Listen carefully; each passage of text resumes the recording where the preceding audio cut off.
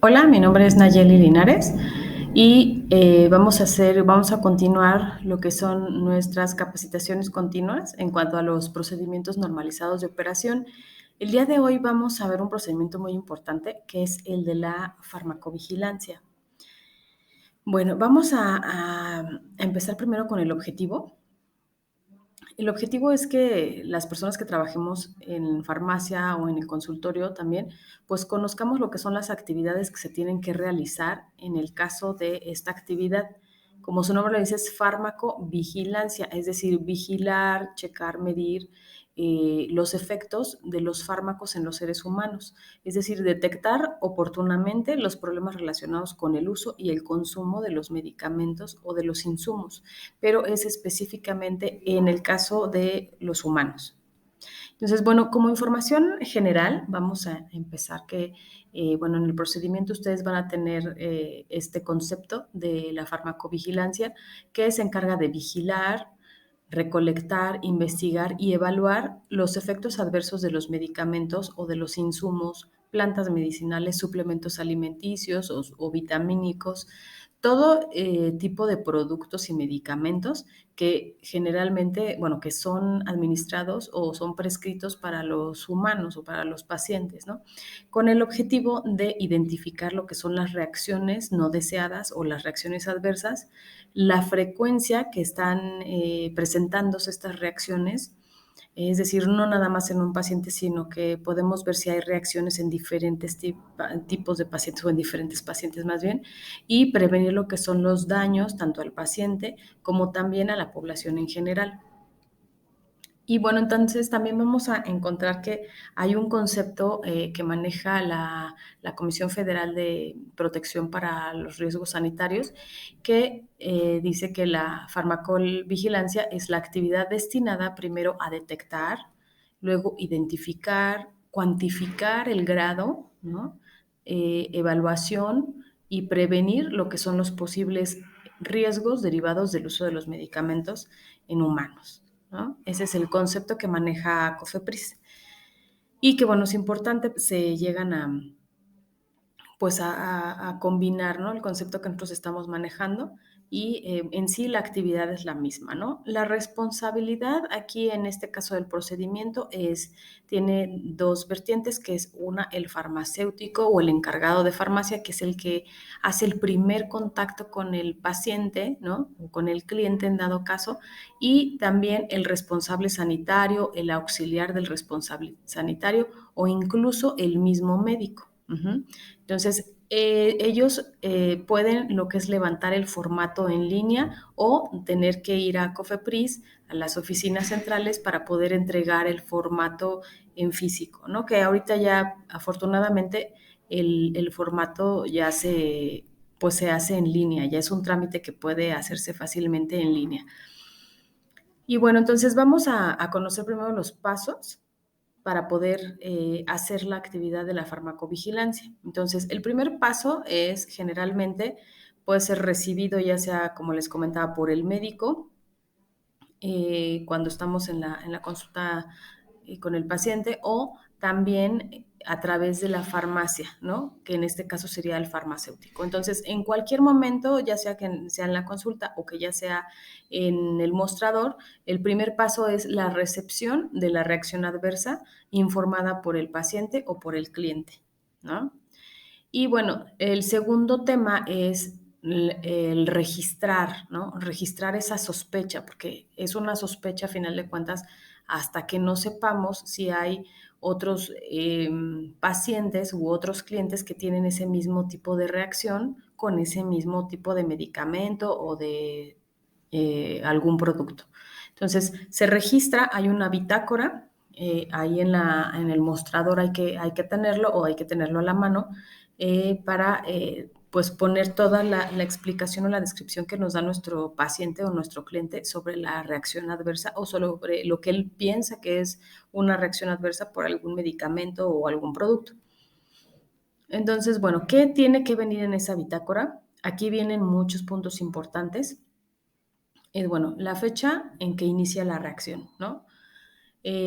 Aquí en la fecha en la que inicia la reacción también es importante saber cuándo inició su tratamiento o cuándo fue la primera toma y las tomas siguientes, ¿no? Pero eso ya viene un poco más específico en el formato que se tiene que llenar en línea.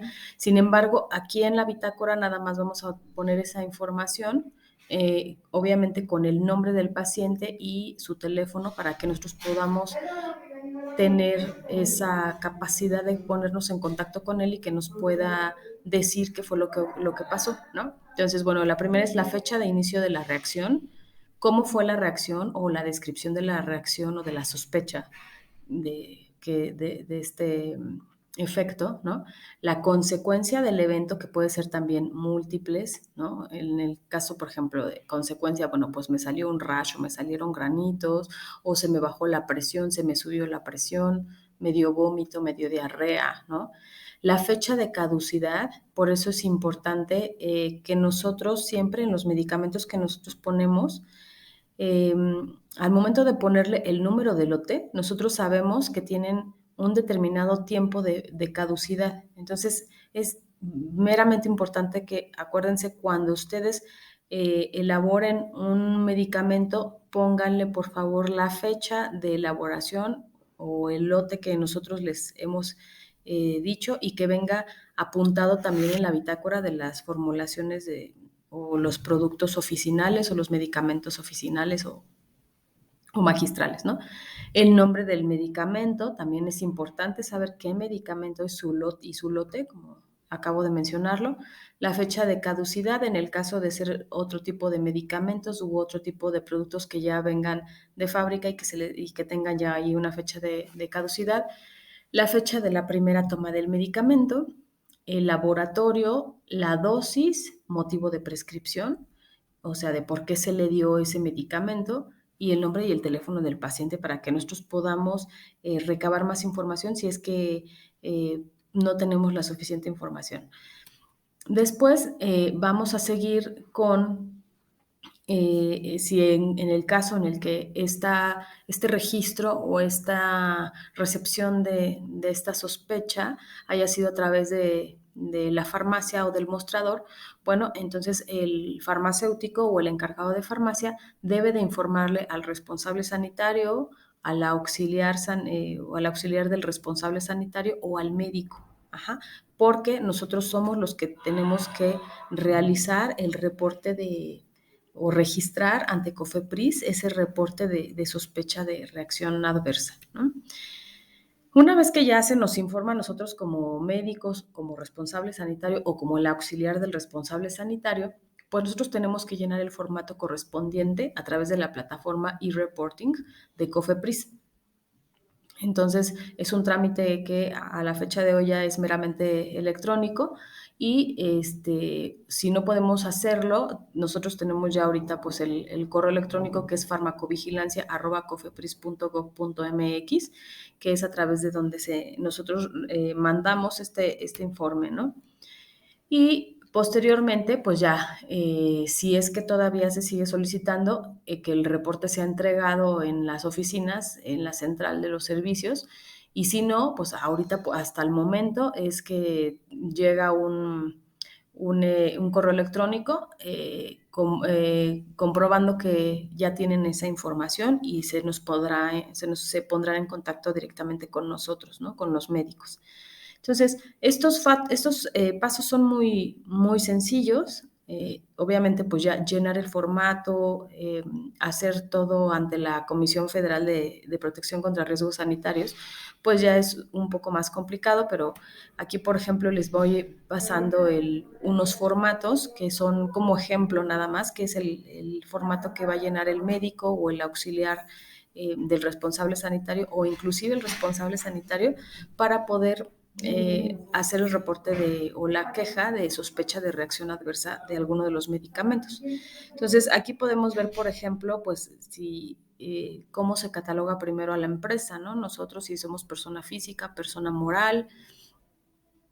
También, por ejemplo, aquí podemos ver la información que habíamos puesto en la bitácora, ¿no? De cuándo se inició las dosis, cuándo empezaron las reacciones adversas, qué tipo de reacción, cuánto tiempo duró, ¿no? Si hubo algún efecto que hubiera desencadenado esa reacción y vamos viendo todo lo que son las tomas, ¿no? Por ejemplo, la primera dosis, cuánto fue la primera dosis, si se quitó el medicamento después de haberse presentado ese efecto o si se modificó la dosis, ¿no? También. Y entonces viene ya ahí bien acompañado, por eso es importante que nosotros tengamos la información del cliente o del paciente para que esta información sea pues lo más apegada y lo más verídica y se pueda rastrear bien qué medicamento, qué lote es el que está generando problemas, ¿no? O está generando reacciones en una o en varias personas.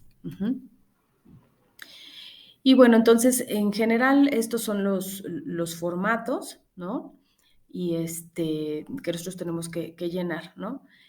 En sí, eso es prácticamente todo el procedimiento. Es un procedimiento corto, ¿no? Es un procedimiento que, pues, prácticamente eh, el desgaste lo lleva más que nada el responsable sanitario o el médico o el auxiliar del responsable sanitario, pero es importante, otra vez vuelvo a comentar, el rastreo de los medicamentos, ¿no? El rastreo de los medicamentos es a través, recuerden, de poner lo que es la fecha en la que se está preparando con el número de preparación, es por decir 160523-1.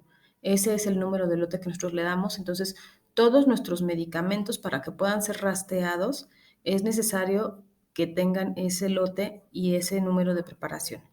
Entonces, es importante, lo vuelvo a mencionar y pues muchísimas gracias por haber escuchado este tema de los reportes de sospechas, ¿no? De reacciones adversas. Gracias y hasta luego.